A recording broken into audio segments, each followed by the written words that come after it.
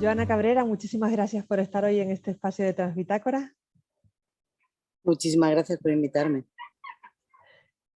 Hay una batería de preguntas que quiero hacerte como gestora de casos en el Servicio Canario de Salud para Transcan, en la provincia de Las Palmas de Gran Canaria. En esta nueva ley trans que está haciendo su andadura, se habla de autodeterminación, como ya establecía la OMS en su momento, para despatologizar esta identidad sexual. ¿Cómo casa esto, Joana, con la necesidad de atención sanitaria específica, especialmente psicológica, de las personas transexuales? En primer lugar, tenemos que tener en cuenta que cuando la Organización Mundial de la Salud descataloga digamos que las identidades trans, no las saca del manual entero, sino que lo que hace es cambiarlas de apartado, es decir, las saca del apartado de enfermedades mentales y las pone en otro apartado donde digamos que entran otras cuestiones, como otras cuestiones que tienen que catalogarse, tener un código diagnóstico en salud, como por ejemplo acudir a una vacunación, actividad preventiva, etcétera, etcétera, ¿vale? Es decir, hay muchísimos motivos por los cuales las personas pueden acceder a un servicio de salud que no tienen por qué ser patológicos. Y en ese rango entró todo lo que es la atención a las personas trans. ¿Por qué la Organización Mundial de la Salud tomó esa decisión de no sacarlo directamente del CIE, ¿no? Del manual, de lo que ellos llaman manual de enfermedades, ¿no? Donde, como digo, no solo hay enfermedades, sino que está todos los códigos diagnósticos posibles por los que cualquier persona pueda acceder a un servicio sanitario. No lo sacaron, ¿por qué? Porque no todos los países tienen servicios públicos de salud. Hay países como Estados Unidos, por poner un ejemplo, donde los servicios de salud son fundamentalmente privados. ¿Qué ocurre?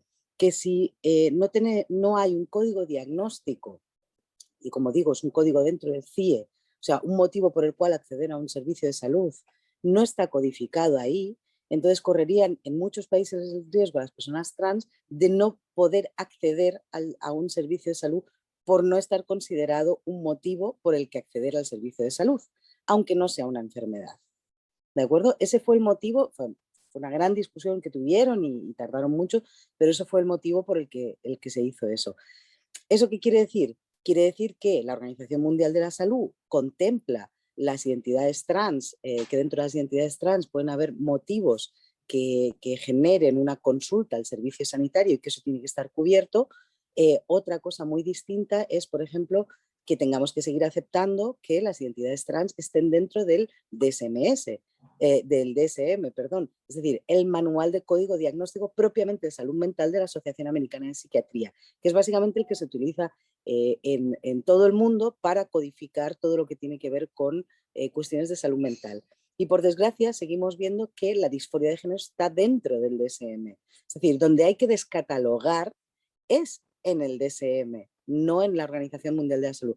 ¿Por qué? Porque eso daría el paso definitivo a entender que las identidades trans no son identidades, no son identidades que suponen una patología mental, ni mucho menos, sino que son pues, etapas de la vida, como puede ser un embarazo, una menopausia o cualquier otra cuestión, donde a veces pues puedes perfectamente poder acudir a un servicio sanitario entendiendo como un servicio que ofrece una atención integral, biopsicosocial, y que allí pues, puedas obtener, ¿no? Pues un acompañamiento y una ayuda en ese proceso vital que te pueda estar generando algún tipo de sufrimiento, problema o traba en el camino. Muy bien, entendido. Yo creo que queda muy claro así. ¿Crees que el colectivo trans tiene dificultades para acceder a las prestaciones en este sentido? Cada vez menos, pero sí. Es decir, y esto no es una cosa que me invento yo, es una cosa que salió en un estudio que, si no recuerdo mal, fue del 2018 de Transgender Europe. Es un estudio donde también participó España y es un estudio muy interesante que se ha difundido muy poco, pero que revela una serie de datos que son absolutamente escalofriantes, ¿no? Como, pues eso, todos los datos superan prácticamente el 60%, ¿vale? Algunos llegan hasta el 90 y tantos, pero vamos, básicamente lo que viene a decir es que las personas trans tienen miedo a acceder al servicio sanitario, sufren ansiedad antes de acudir a cualquier atención sanitaria. Esa ansiedad es debida normalmente sobre todo pues por miedo a la malgenerización, por miedo a un trato transfóbico, por miedo a una violación de la intimidad, ¿no? Es decir, muchísimas cuestiones que tienen que ver con eso, ¿no? Porque no me van a entender, porque voy a tener que mentir, porque voy a tener que decirles lo que quieren que oigan, ¿no? Para al final yo poder acceder a la serie de cuestiones que yo necesito para poder seguir caminando, ¿no? Entonces, yo recuerdo haber leído ese estudio y compartido con un compañero, con Isidro, un sociólogo que supongo que conocerás, ¿no? Isidro García Nieto es una maravilla de persona que participó precisamente del estudio. Y recuerdo que se me ponían los pelos de punta, ¿no? En pensar, yo soy médico de familia, especialista en medicina familiar y comunitaria, ¿no? Y para mí, cuando desde mi especialidad lo tenemos muy claro y es que tenemos que estar a pie de calle, en la cabecera de las personas, tenemos que acompañar los procesos vitales, individuales, en el seno familiar, intentar trabajar en la colectividad, ¿no?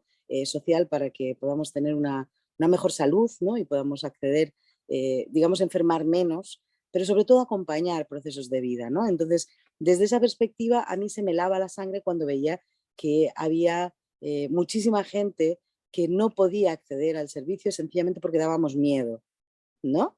Entonces, para mí eso no entra en ninguna cabeza. No puede ser que un servicio sanitario de miedo. El servicio sanitario público, sobre todo, está para ayudar, está para acompañar, está para intentar asesorar. Yo siempre digo que somos una especie de traducción, ¿no? Es decir, yo he aprendido 6 años de traducción, ¿no? En el que interpreto cuerpos, analíticas, etcétera, etcétera, y lo que hago es intentar que tú comprendas lo que está sucediendo, ¿no? Y cuando tú comprendes lo que está sucediendo, puedes tomar tus decisiones. Yo te puedo ayudar en cuestiones que yo he aprendido, ¿no? Hay muchas cosas que tampoco sé, porque los médicos no somos dioses, sino en este sentido, pues a veces te digo, pues no lo sé, puedo leer, puedo estudiar, puedo mirar a ver si encuentro algo, pero esta decisión la podemos tomar en conjunto, ¿no? Entonces, trabajar de experto a experto es siempre muy importante, olvidar ese paternalismo anticuado y casposo que había en la sanidad, bueno, que sigue existiendo, y entender, pues bueno, que en la medida de lo posible tenemos que intentar quitar esa puerta de cristal que está para las personas trans, y no solo para las personas trans, sino para muchísimos otros colectivos vulnerables. Tenemos una puerta de cristal que genera una discriminación sanitaria hacia muchas personas. Y eso es algo que, por lo menos desde mi perspectiva como médico de familia, no lo podemos permitir. Desde luego que estudios como esos son un termómetro de dónde está el momento de la verdad para personas que ya están suficientemente dolidas con la poca aceptación que tienen en la sociedad, y tiene que ser bastante difícil enfrentarse a una posible discriminación en un momento tan íntimo, ¿no? Como el poder abrir tu vida en canal para una atención en ese sentido. Quería preguntarte ahora sobre la atención a la infancia trans. Creo que en el imaginario colectivo hay muchas dudas sobre si hay intervención sobre los cuerpos de los niños y las niñas y cómo se acompaña su proceso psicológico. Bien, vamos a ver, las infancias trans, yo creo que para empezar, una de las cosas que tenemos que empezar a entender es que el servicio Transcan, ¿vale? Por lo menos hablo del servicio Transcan y servicios con filosofía parecida, ¿no? No somos una fábrica de Barbies y Kens, ¿vale? Es decir, esto no se trata de que entra una persona y tiene que salir, ¿no? Como en la lluvia de estrellas esa de antes, con un montón de humo, y tiene que salir hiperadaptada normativamente y estéticamente a los cuerpos, ¿no? Y tiene que tener comportamiento y todo eso. No, precisamente ese es el cambio del modelo, ¿no? Antes por desgracia, antes para poder acceder a tratamientos hormonales o para poder acceder sencillamente a la información, ¿no? Muchas veces tenías que acudir a servicios pues, que cuestionaban, ¿no? Por ejemplo, tu masculinidad o tu feminidad, ¿no? Y cuestionaban tu identidad en relación a tu expresión de género, ¿no? Bueno, había toda una serie de test y cuestiones, ¿no? El test de Minnesota, etcétera, etcétera, que no pueden estar más cargados de estereotipos de género, precisamente, ¿no? O sea, si te gustan las revistas de mecánica, las flores o yo qué sé. Quiero decir, esto precisamente de lo que se trata es de cambiarlo, ¿vale? De entender que la identidad sexual se compone de muchas cuestiones. Evidentemente la identidad sexual se compone del sexo biológico. Siempre digo a las mamás y los papás que vienen, ¿no? Cuando vienen les explico qué es eso de la identidad sexual, ¿no? Y les explico que pues, hay una cosa que se llama sexo biológico y que ese sexo biológico sencillamente no son las cartas que nos tocan al nacer. Eso no aporta nada más. Es decir, es una carcasa que da una serie de funciones y ya, ¿vale? Pero luego hay otra cosa que es lo que llamamos el sexo registral, ¿no? Y les explico que los médicos estamos obligados a que cuando una personita nace, en función a lo que tiene en su zona genital, tenemos que poner una letra, ¿no? Que esa letra se asigna pues a lo que se va a marcar, ¿no? En tu DNI durante toda tu vida, a no ser que lo modifiques, ¿no? Esa letra sí que empieza a marcar cosas culturales, ¿vale? Porque esa letra hace que se te lea como lo que vas a ser, ¿no? Porque es lo que eres, ¿no? Entonces, ahí sí empieza el recorrido cultural que te empapa, ¿vale? Y que difícilmente te lo puedes sacar de encima a no ser que tengas mucha resiliencia. Luego viene toda la otra parte que les cuento, que es la identidad, ¿no? La identidad propiamente psicológica, ¿no? De lo que es lo que hoy en día un poquito llamamos casi identidad de género, ¿no? Es decir, solo yo sé quién soy. Yo siempre les digo, no hay ninguna forma, es decir, yo no puedo abrir a la criatura en canal y sacarle una muestra del cerebro y decirte, pues mira, es un niño, es una niña, ¿por qué no? Porque la única persona que me puede decir quién es ella. Punto. Entonces, claro, les digo, bueno, pues ¿y cuándo empieza todo esto? Porque son muy pequeños y tal. Pues no lo sé, solo lo podemos comprobar desde que empiezan a hablar. O sea, 2, 3 años, claro, se les echan los ojos para atrás, ¿no? Y bueno, todo depende del carácter de la criatura, depende también, porque hay criaturas más impulsivas que te largan las cosas así sin pensar, depende también pues del entorno que tenga la criatura, no dejan de ser seres que validan constantemente si hay posibilidad de sobrevivir, ¿vale? Entonces como animales somos seres bastante inútiles, pero como mamíferos, digo, ¿vale? Pero tenemos una cosa aquí arriba que nos permite racionalizar las cosas y eso yo creo que es por lo que sobrevivimos, básicamente. Pero dicho esto, esas pequeñas personitas, claro que valoran si en su entorno familiar se han pintado las uñas y se le ha dicho, no, porque esto es de no sé qué. Claro que valoran y dicen, espérate, porque si yo digo determinadas cosas, ¿qué voy a perder en todo esto? ¿No? Voy a perder el amor de mi familia, mi sustento, ¿qué voy a perder? ¿No? ¿Qué castigo también voy a recibir? Claro que lo valoran. Y claro que en toda esa valoración pues también toman decisiones si lo dicen, si no lo dicen, si quieren seguir explorando, porque hay personitas más introspectivas que siguen explorando, ¿no? Y así pueden pasarse perfectamente a los 7, 8, 9, 10 años explorando y explorando y explorando. Y cuando a veces las mamás y los papás me vienen y me dicen, es que, es que mi hijo se ha puesto los tacones, ¿es trans? Digo, pues yo qué sé si es trans. Lo que sé es que se ha puesto tus tacones y que le debe gustar. Punto pelota. Si es trans ya te lo dirá. ¿Vale? Entonces, no, o sea, les intento explicar que esa identidad te la van a expresar, que solo esas personas te lo van a decir cuando encuentren su momento y su espacio más seguro. Así que otra cosa muy distinta, como digo, por ejemplo, con el tema de los tacones, y que les explico claramente a las mamás y a los papás, es que eso es expresión de género y que no tiene nada que ver con la identidad. Que la expresión de género, la masculinidad o la feminidad no tiene nada que ver con si eres trans o eres cis, porque hay muchísimas personas cisexuales, es decir, que sí se reconocen con el sexo que les asignaron al nacer, pues que son masculinas o son femeninas. Hay un montón de mujeres masculinas que no son trans y un montón de hombres femeninos que no son trans, ni gays ni lesbianas, que esa es otra cosa, ¿no? Que volvemos a tener que diferenciar otra parte de identidad sexual, que es la orientación.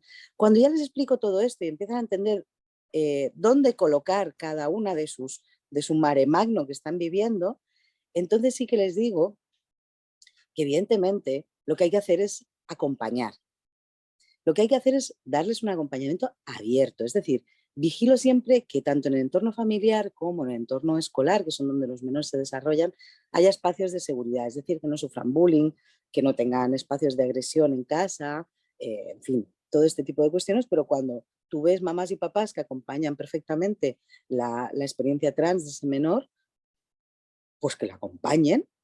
Entonces les digo, pues cuando tengas dudas, si en algún momento no sabes responder una pregunta, si el peque quiere venir y quiere preguntarme algo, pues ya tienen el teléfono directo, ellos llaman y me dicen, oye, Joana, que fulanito quiere hablar contigo. Pues yo hablo. ¿Qué fue? ¿Me puede quedar embarazado cuando sea grande? Pues sí, ya está. Y les voy resolviendo las dudas que les van surgiendo. ¿Por qué? Para que puedan seguir explorando sus posibilidades. Evidentemente hay menores que lo pasan mal y evidentemente tenemos acompañamiento psicológico en el servicio, igual que también nos coordinamos con el tejido social para que no solo sea un acompañamiento psicológico clínico, que es el que disponemos desde el servicio Transcan, sino que también haya un acompañamiento psicológico desde la red social y que se genere un apoyo social en todo esto, ¿no? Porque a veces trabajar de igual a igual también es súper importante, ¿no? Entonces, a los menores no se les hormona. A los menores no se les hormona porque los niños que se ponen tacones no reciben estrógenos para que... No, ¿vale? Ni las niñas que juegan a fútbol son trans. Todas esas mentiras que se sueltan por ahí no es verdad, ¿vale? Lo que hacemos cuando el menor empieza con el desarrollo puberal es sentarnos con el menor y su familia y le decimos, ¿qué necesitas? Y en base a lo que necesita y en base a la madurez que tiene, porque no todos los menores tienen la misma madurez, vamos tomando decisiones, pero siempre se le explica con capacidad del menor de entender lo que es, lo que sucede, las consecuencias, esto, aquello y lo demás allá, y siempre se dan espacios de reflexión que se acompañan, si el menor y su familia quiere, de acompañamiento psicológico. Es decir, esto no es un proceso tan loco como lo que se está viendo por ahí y se está diciendo por ahí, no lo es. O sea, es un acompañamiento digamos, muy empático, muy cariñoso, ¿vale? Y desde el conocimiento pleno de saber perfectamente que una cosa es la expresión de género, la otra cosa es la identidad de género y que obviamente no las confundimos y convertimos a todas las personas a todas las niñas que juegan al fútbol y a todos los niños que se pintan las uñas en Barbies y Kens trans. Eso es mentira. Muy, muy relevante esa aclaración, ¿no? Y, y creo que es muy importante hablar de ese acompañamiento, de dejar que la criatura se exprese dejar que vaya por delante, porque quizá es lo fisiológico, ¿no? Es lo natural, el poder dejar que sea la personita la que diga quién es, cuando quiera y como Quienes quiera, tenemos ¿no? criaturas, y tú lo sabes, Terry, a veces pensamos que las criaturas son tontas y que las tenemos que guiar yo qué sé, cual faro en el camino, ¿no? Pero es que las criaturas muchas veces te guían a ti. ¿Cierto? Primero porque no tienen prejuicios, ¿no? La mayoría de los críos los prejuicios los van adquiriendo con el tiempo. Y segundo, porque ya tienen carácter. A veces pensamos que los moldeamos, ¿no? Como si fuéramos dioses, con Adán y Eva, y no. O sea, las criaturas se revelan y se sitúan en sus propios criterios y creo que a veces no respetamos suficientemente el desarrollo de la infancia trans o cis, ¿eh? O sea, no lo respetamos porque no lo escuchamos, sino le decimos constantemente lo que tienen que hacer, ¿no? Y a veces y perdón por la interrupción, pero sí que creo que hay una forma de hacer generalizada que por lo menos en Canarias estamos intentando cambiar, que es entender a las personas trans como personas infantilizadas desde esta perspectiva, ¿no? Desde personas que tienen que recibir un tutelaje para decirles y validarles realmente lo que son, en vez de escuchar y decir, ok, pues vamos allá, ¿vale? Vamos a ver qué es lo que necesitas, qué expectativas tienes, cómo podemos gestionar las expectativas y en base a eso vamos para allá. ¿Vale? Muy bien, muy interesante esa perspectiva, la verdad. ¿Cuál es la casuística, por otro lado, desde tu punto de vista, Joana, de las personas no binarias en la atención sanitaria? Yo quería primero hacer un pequeño inciso porque he escuchado muchas veces decir que digamos que lo que la evidencia científica ha demostrado es que estamos las personas cis y las personas trans y que la construcción de las personas no binarias es más intelectual. Me gustaría saber dónde se sitúa un poco el servicio Transcan en ese sentido y por otro lado, si necesitan estas personas una atención individualizada. Vamos a ver, lo que es una construcción, ¿vale? Hablar de ciencia, sobre todo sanitaria, ¿vale? Es decir, podemos hablar de ciencia social, que nos diría justamente lo contrario, ¿vale? Todo lo que es la antropología, las ciencias sociales, etcétera, etcétera, la politología incluso también, nos dicen justamente lo contrario, y es que lo que es una falacia y una invención cultural y social es el binarismo de género. Es decir, previo a las etapas de colonización, etcétera, etcétera, ¿no? Y de Inquisición, en general, religiones monoteístas, ¿no? Previo a esa etapa ya está más que estudiado con muchísimas culturas en todo el mundo, o sea, no es una cuestión moderna situada en Europa, ni en Estados Unidos, ¿no? En el mundo occidental, sino en todo el mundo, había, digamos que no existía el concepto estanco y cerrado de hombre y mujer que conocemos ahora, ¿no? Que es un concepto excluyente, ¿no? Si eres hombre no puedes ser mujer y si eres mujer no puedes ser hombre, que además tienes que ser una de las dos cosas y además habitualmente tiene una serie de, digamos que, roles asociados, ¿vale? Con eso me refiero que además tiene una función social, por eso precisamente se mantiene el binarismo de género, porque parte de la función social está en mantener una estructura patriarcal, ¿no? Es decir, mantener una estructura de poder basado en el género, en el que hay una parte de las personas por sus características que se les va a asociar un poder sobre otras personas en base a sus características sexuales y sus capacidades reproductivas. Bueno, pues eso es absurdo, ¿vale? De hecho, hoy en día se siguen desenterrando poco a poco y gracias a ir recuperando, ¿no? Y a todo lo que son los movimientos decoloniales, se van recuperando las culturas precoloniales en las que empezamos a ver cómo todo esto es una gran mentira, ¿vale? Entonces, las personas no binarias no son personas, no somos personas que aparecemos de la nada, ¿vale? Sino que somos posibilidades de ser. Entonces, esas posibilidades de ser, es verdad que no vivimos en esas culturas precoloniales y que cada vez han ido surgiendo más. ¿Por qué? Porque los conceptos de hombre y mujer cada vez se van fracturando o se van fisurando más, ¿vale? Gracias, entre otras cuestiones, a las identidades trans más clásicas, ¿vale?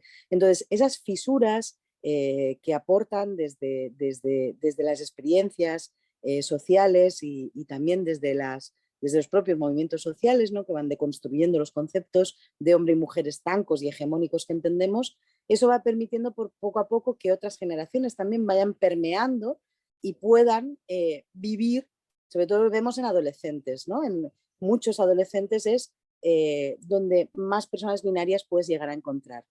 ¿Por qué están confundidas? No. Primero porque lo que es la identidad trans no binaria, ¿vale? Primero de todo que les permite tener un espacio de exploración mucho más abierto que cuando se viven dentro de la categoría hombre o la categoría mujer, ¿no? Como persona trans no binaria tienen más espacio para explorarse, vivirse y ver dónde quieren, en qué espacio quieren vivirse con mayor seguridad, ¿no? Y por eso también creo que hay muchas personas trans no binarias que a veces luego te dicen, pues soy un chico trans, pues, fantástico, ¿vale? ¿Era una fase? No. O sea, es como cuando una persona te dice, soy bisexual, y al cabo de los años te dice, pues soy gay, pues estupendo. ¿Era una fase ser bisexual? No, era otro momento de tu vida y la sexualidad es fluida, ¿vale? No hay un error en lo anterior, sino hay un aprendizaje, un conocimiento, una elección en todo esto, ¿no? Entonces, esa es la perspectiva. Desde esa perspectiva en la que entendemos, pues eso, que hay personas no binarias y que esas personas no binarias a veces deciden transitar, son identidades efectivamente igual de válidas que cualquier otra, ¿vale? Es decir, no hay un cuestionamiento, ni mucho menos.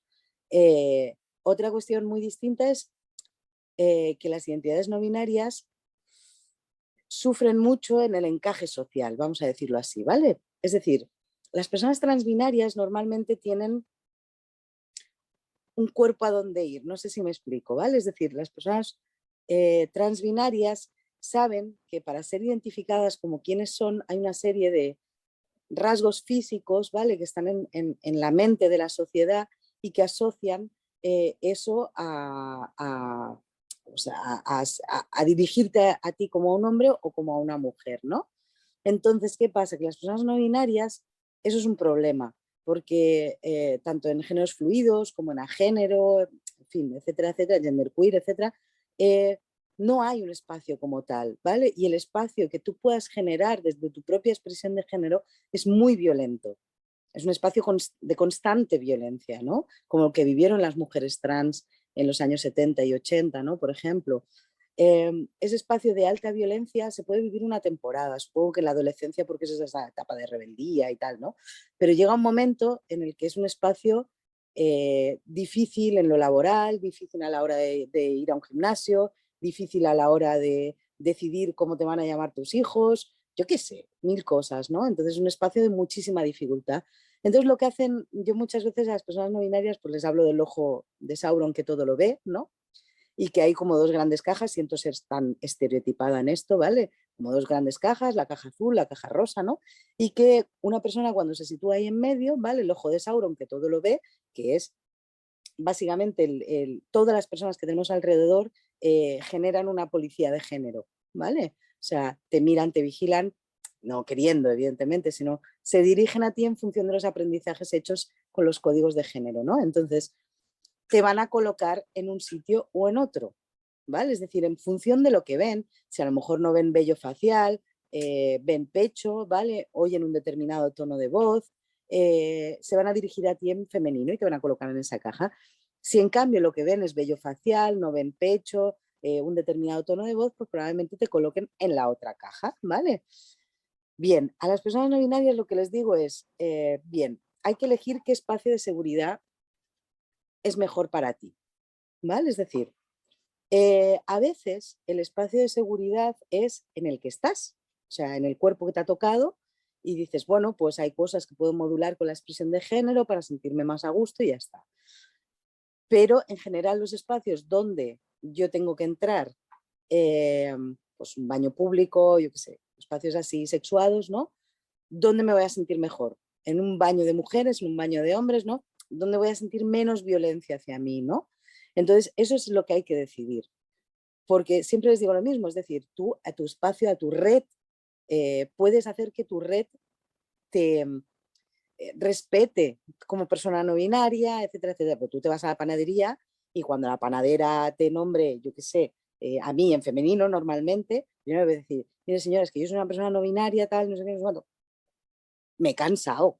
O sea, me he cansado, ¿no? Y eso le pasa a muchas personas no binarias, que llega un momento que dice, estoy harto de estar enfadado con el mundo, ¿no? Entonces le digo, elige el espacio donde sea más seguro, ¿vale? Donde dentro de todo eso tú tengas un espacio, una red que sabes que es tu red, ¿vale? Que sabes que te respeta como tú eres, pero el resto del mundo, ¿vale? Que nos quedan años de activismo para eso, así que el resto del mundo sencillamente intenta vivir en un espacio vivible.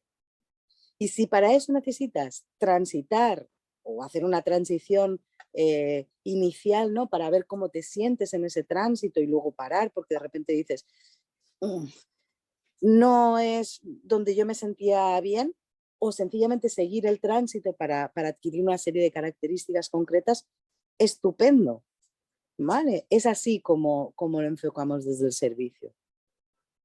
Bueno, como lo intentamos enfocar. Me quedo con con tu término de la policía de género, me parece buenísimo.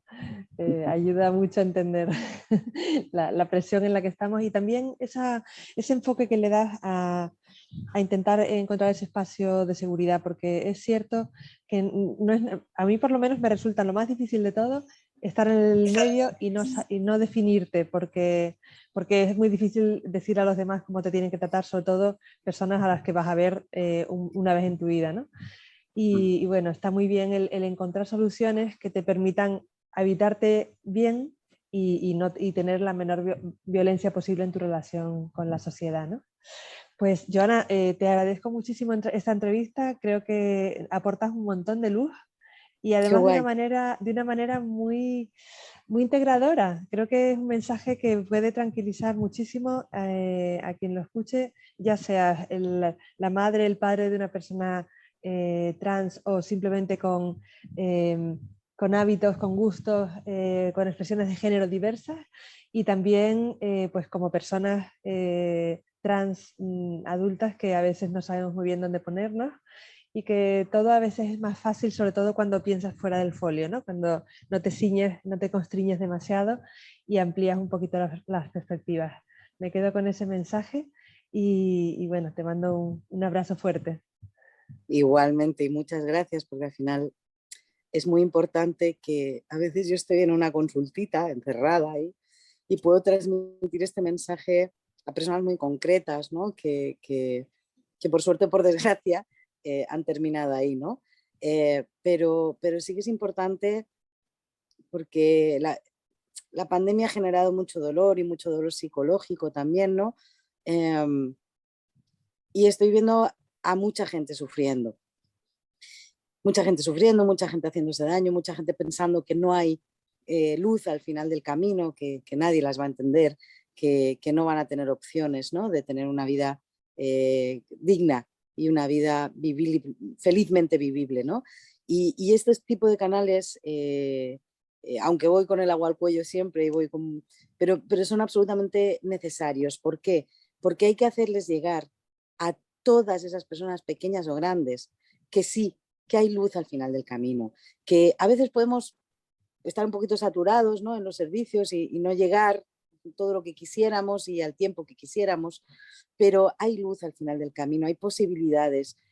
Las vidas trans son dignas, son vivibles y se pueden vivir con toda la felicidad del mundo.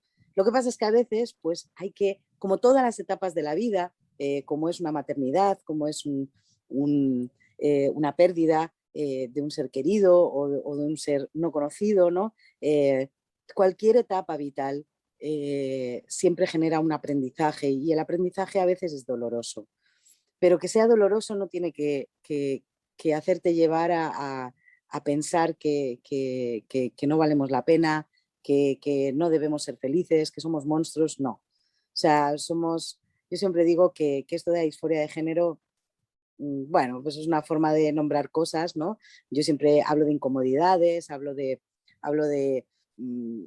dificultades, ¿no? Pero la disforia es un término que me resulta bastante incómodo. ¿Por qué? Porque yo siempre pienso que las personas trans lo que tenemos es una euforia de género que la gente nos ha hecho sentir que tiene que ser vergonzosa, ¿no? Y ser quien cada uno es o amar a quien cada uno quiere amar, esto jamás es algo por lo que una persona debe sentirse avergonzada, sino que lo que tiene que sacar es la cabeza y decir, oiga, toma mi arcoiris, ¿vale? Y disfrútalo un poquito a ver si se te quita el gris de los hombros. Pues un precioso mensaje, con él me quedo y además lo difundo. Creo que un mensaje de mucha esperanza. Muchísimas Total. gracias, Joana. Muchísimas gracias a ti, Terry. Y un abrazo. Igualmente.